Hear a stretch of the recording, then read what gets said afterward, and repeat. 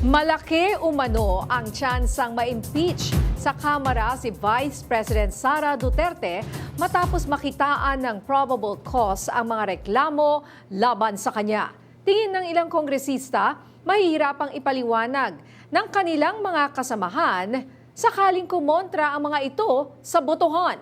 May umaarangkadang balita si Mari Ocampo. Is there any objection?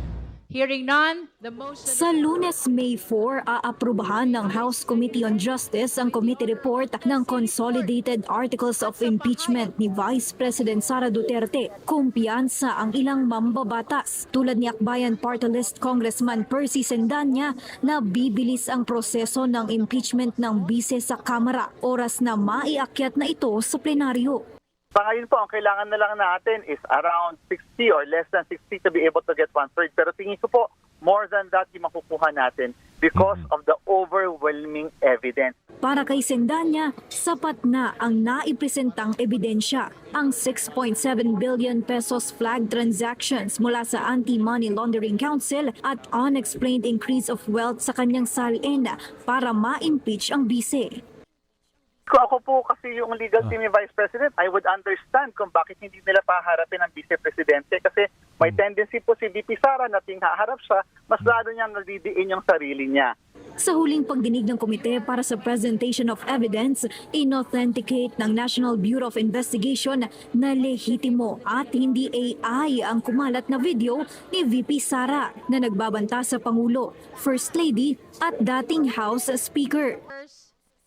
Sumang-ayon lahat ng 53 miyembro ng Justice Panel na may probable cause ang dalawang impeachment complaint. Kaya kung mayoryari ng resulta ng boto sa Kamara, walang dapat ipagtaka.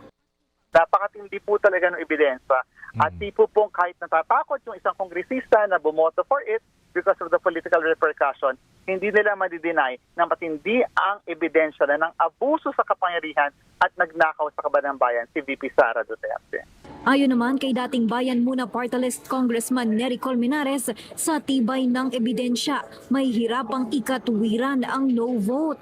Sa May 11 ang pinakamaagang araw para maiakyat sa plenaryo ang aprobadong committee report.